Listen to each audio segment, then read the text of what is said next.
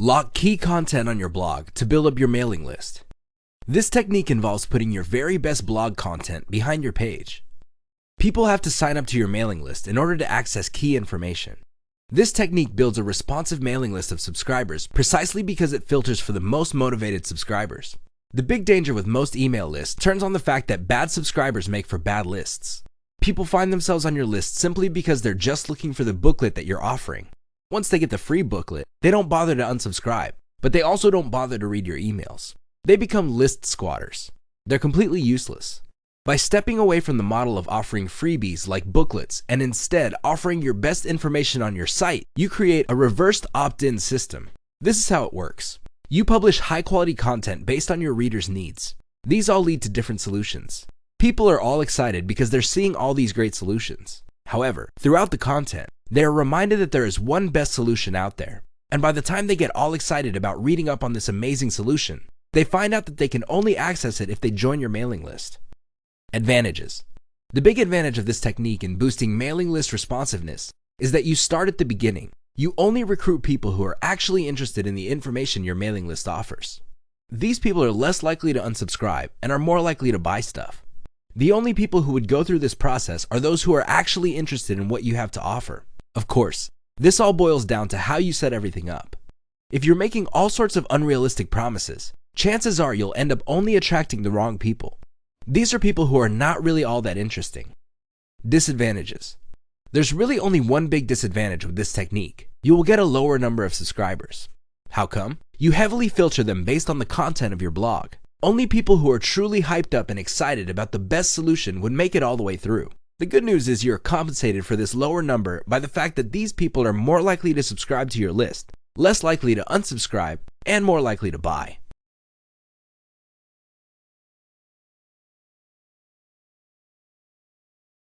Offer a video series. It's easier for people to clearly understand the value a list offers and join that list if you appeal to them through video. When you present a video, you can pack a lot of information in one video clip. Not only will you be able to explain a lot of concepts, but you will also get people emotionally excited in what you have to offer. It creates a one-to-one kind of personal and emotional impact, especially if you're using a video spokesperson. Even if you're using an animation, you can still present enough information that people would be able to trust your solution enough to want to learn more. You can also tease the viewer regarding information that they can buy through the affiliate links that you are promoting. When you offer a video series to people visiting your blog or your landing page, this increases the likelihood that they would look forward to your emails. Remember, they're looking to watch the video series. This means that when you send out your email, they're less likely to disregard it. They probably would be on the lookout for it because they want to pick up on certain key pieces of information revealed through your video. Advantages. A video is very personal and immediate. Believe it or not, a video is relatively easy to make. In fact, you can do it yourself. Just get a quality microphone like a Blue Yeti from Amazon. As far as video goes, you can take it with your personal computer's built-in camera. The video quality for most built-in webcams are actually quite good.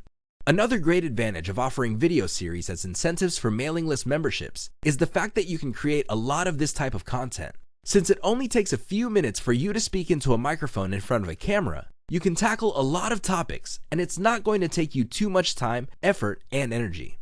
Video is also a great way to make passive income because you use this video series to get people to sign up to your list, and if you chop them up into small enough pieces, they actually get all excited about your next email. So, they'll always be on the lookout for your next email, and once you get them to open your email, you can hit them with affiliate links. When people click on these links and buy something, you make money. Please keep in mind that this is passive. You record once and you can actually make money many times over off the free video series that you are offering to build up your mailing list. Disadvantages. The sad reality is that while a lot of people appreciate that you have a video to offer, if you are offering a video course to build up your mailing list, please understand that when people see your video page, most of them will not view it all the way through. Most people have short attention spans. This cuts down on the total number of people signing up for your list. The good news is that this is not all that bad.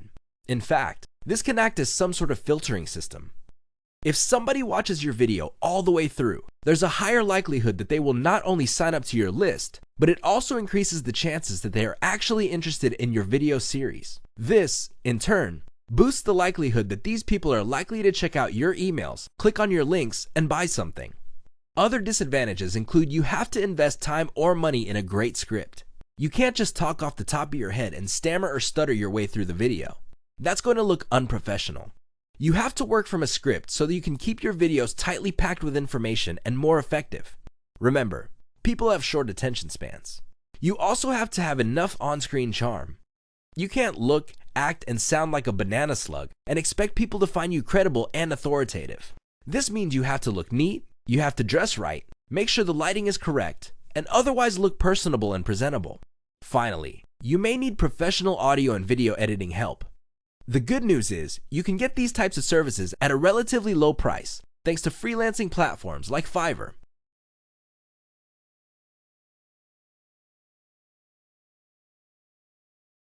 Boost your list's responsiveness by reverse engineering your competitors' best content. It doesn't matter what niche you're in, chances are you already have competitors. They have their own mailing lists. This is good news. If you want to get a head start in boosting the responsiveness of your own mailing list, don't start from scratch. Sign up to all of your competitors' mailing lists and figure out what they're doing, and then come up with your own version based on some common elements of their materials. Chances are you would be operating from a better place than if you were to just come up with your own completely new, untried, and unproven materials. This method simply just gives you a place to start. Don't just reverse engineer and stop. Use this as a place to start and then continuously optimize your materials to get better and better results. How it works. Find keywords related to your niche. You can use the Google Keyword Planner tool to get this information. Once you have this information, find your competitors and look for competitors that have mailing lists and sign up to all of these mailing lists.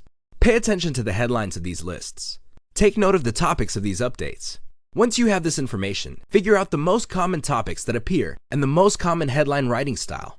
Copy the style and then create original content talking about the same topics.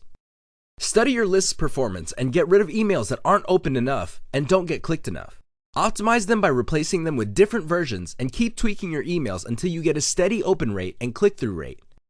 From there, you can then optimize your landing pages to increase the income you make from your mailing list traffic. Advantages.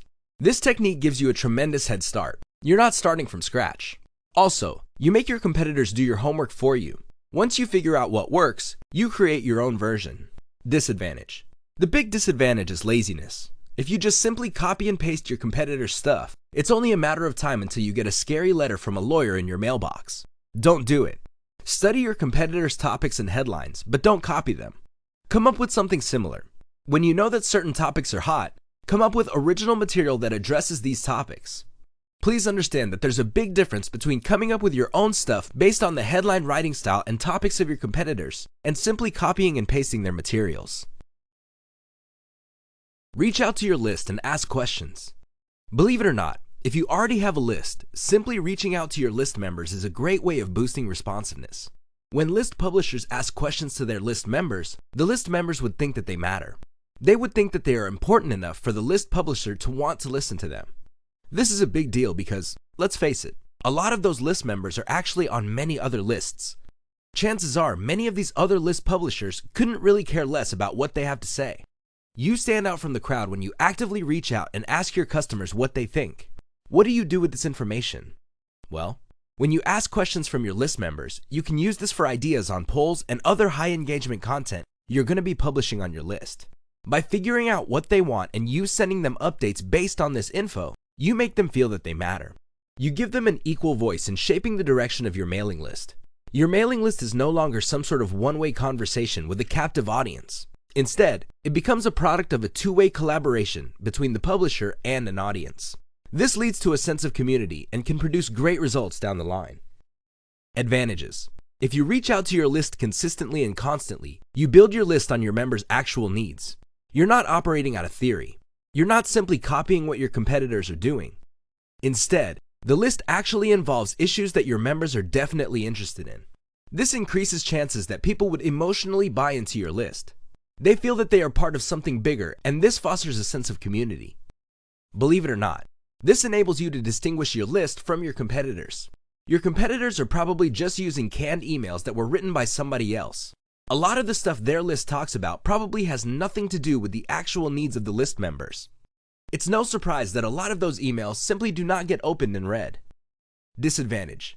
The only disadvantage to reaching out to your list members and asking questions so you can craft the right kind of content involves statistical representations. You have to understand that in any group of 100 people, only a handful will have the time or motivation to want to talk to you if you ask questions. Be very careful of this situation because most vocal list members might not be all that statistically representative. This means that whatever suggestions they may have may not be actually the kind of improvements or content feedback that are shared by most other list members. Always be on the lookout for this. Look for warning signs so you can shoot for statistically representative feedback.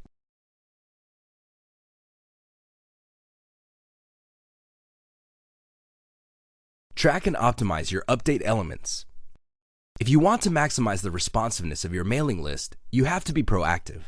You can't just buy canned emails from a list publisher and then upload this to your autoresponder software and expect to make money. It doesn't work that way.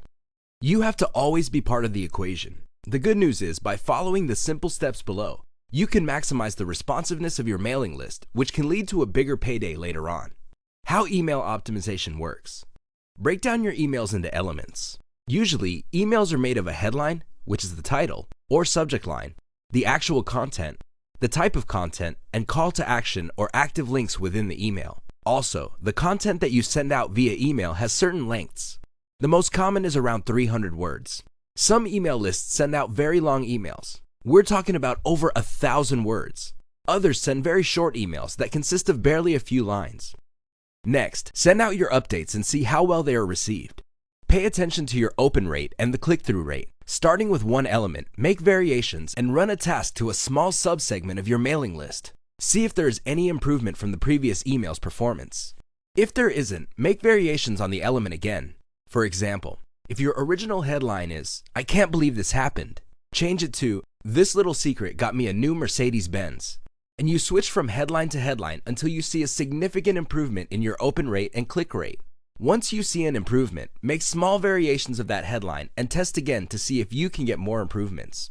If there is no further improvement in responsiveness, you then move on to the next element. In this case, you can change the type of content, and from there, move on to content action and content length.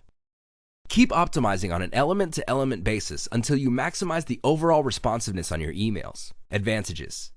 This technique is methodical because you're not just coming up with wholesale changes across the board. Instead, you're restricting your optimization to one specific element at a time. This removes all sorts of guesswork. A lot of list marketers fail because they make changes on a wholesale basis. They notice that their original email package is not getting any results, so they come up with a completely new package and then they get results. Little do they know that the change can be traced to only one small tweak instead of the wholesale change. But the problem is, they're clueless about this. They wouldn't know.